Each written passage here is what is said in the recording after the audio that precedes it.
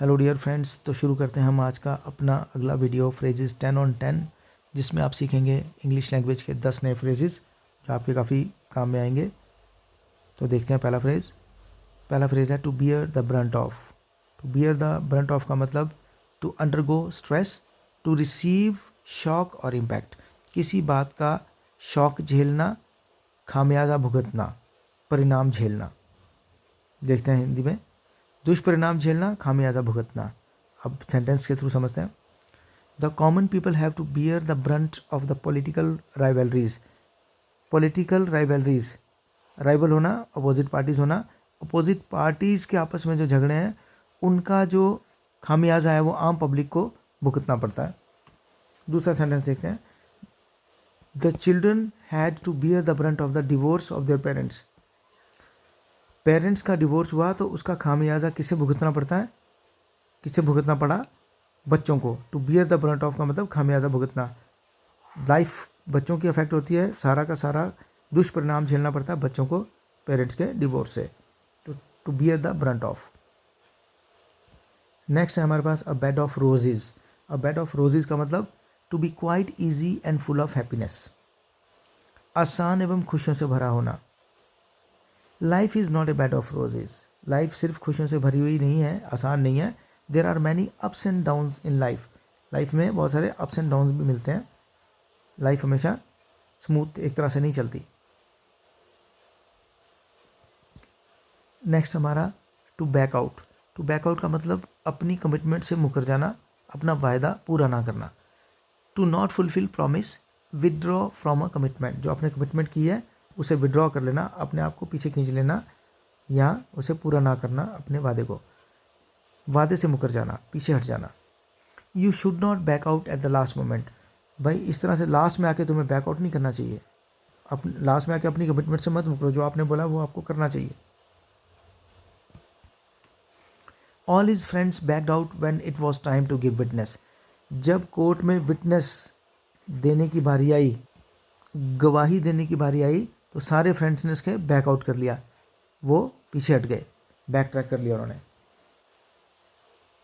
Next है हमारा by leaps and bounds, at a very fast rate, rapid progress. एकदम तेज़ी से प्रोग्रेस करने को हम कहते हैं by leaps and bounds. Leap का मतलब ही छलांग लगाना होता है और यहाँ पे बाउंड का मतलब है बड़ी छलांग लगाना, तेज़ी से छलांग लगाने को हम कहते हैं to progress by leaps and bounds. जब हम कहते हैं तो लीप्स एंड बाउंड्स का मतलब है जंप कर कर के एकदम प्रोग्रेस करना, तेज़ी से प्रोग्रेस करना, तीव्र गति से, खासतौर पर तीव्र गति से तरक्की करना। India is progressing by leaps and bounds in the field of education. Education की फील्ड में इंडिया प्रोग्रेस कर रहा है बाय लीप्स एंड बाउंड्स, बहुत तेज़ी से तरक्की कर रहा है। Japan has progressed by leaps and bounds in the field of science and technology. Japan ने साइंस एंड टेक्नोलॉजी की फील्ड में प्रोग्रेस की है बड़ी तेज़ी से, रैपिड प्रोग्रेस की है, बाय लीप्स एंड बाउंड्स की है।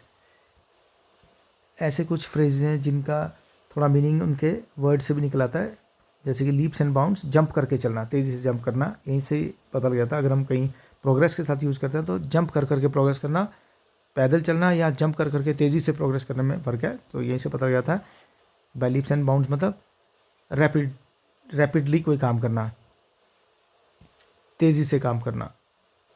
नेक्स्ट है हमारा to be in the good books of. To be very good in someone's eyes, किसी की नज़र में अच्छा होना। Many people resort to flattery in order to be in the good books of the boss.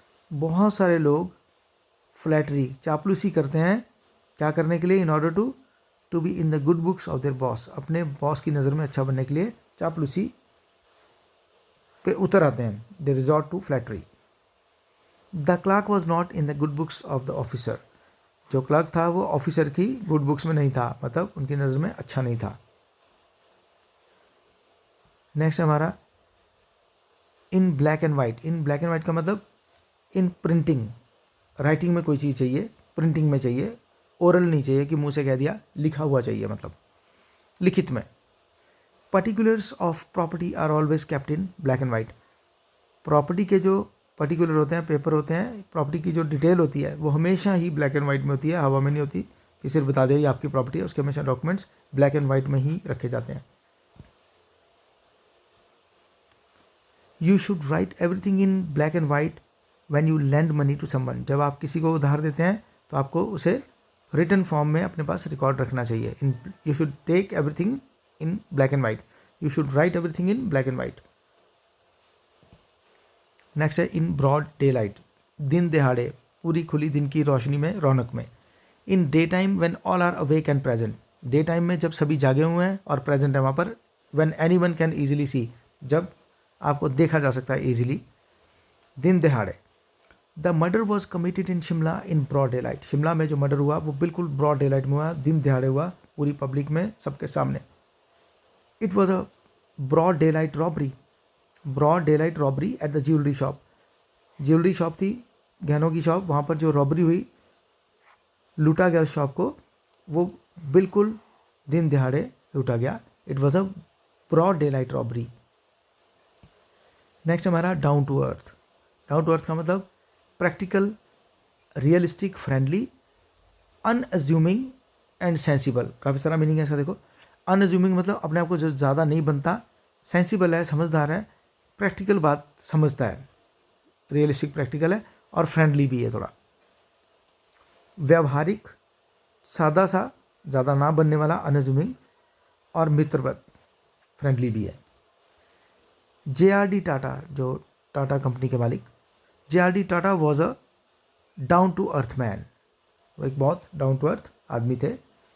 A down to earth man really knows the problems of the poor.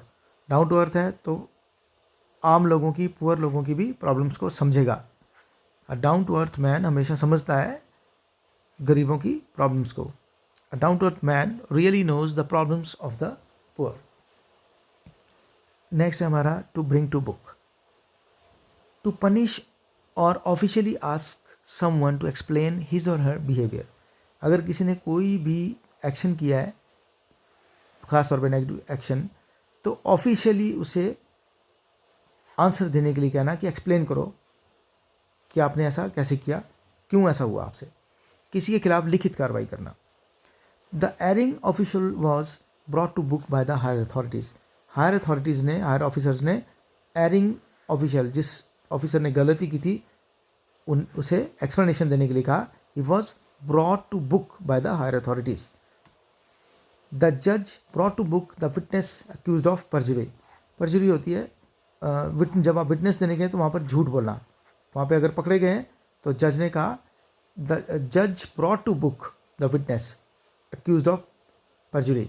जिसने perjury की है, wilfully झूठ बोला है, ओथ लेकर भी झूठ बोला है कि मैं सच कहूँगा, सच के सिवा कुछ नहीं कहूँगा, फिर भी झूठ बोला और वो पकड़ा गया, तो उस पर जज ने कार्रवाई की, रिटन कार्रवाई।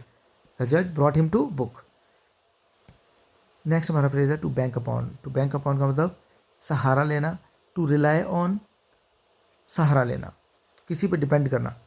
It is the parents you can bank upon in times of need. In times of need, जब भी तुम्हें ज़रूरत पड़े, you can bank upon your parents. It is the parents, वो पेरेंट्स ही होते हैं जिन पे आप बैंक कर सकते हो, मतलब जिनका सहारा ले सकते हो। You can bank upon your parents in times of need. He had no one to bank upon, उसके पास कोई नहीं था जिसका वो सहारा ले सके, जिस पे डिपेंड कर सके। When he was in trouble, he had no one to bank upon when he was in trouble. तो ये थे हमारे आज के फ्रेजेस, 10 on 10, 10 फ्रेजेस। इन्हें आप अच्छे से समझ गए होंगे। आप इन्हें रिवाइज करें और अपनी भाषा में, अपनी लैंग्वेज में इसको इंक्लूड करने की कोशिश करें। जहाँ पर भी आपको अपॉर्चुनिटी मिले, इन फ्रेजेस को आप यूज़ करें, इनकी प्रैक्टिस करें। Thank you, thanks for watching, and don't forget to subscribe to the channel. Thank you.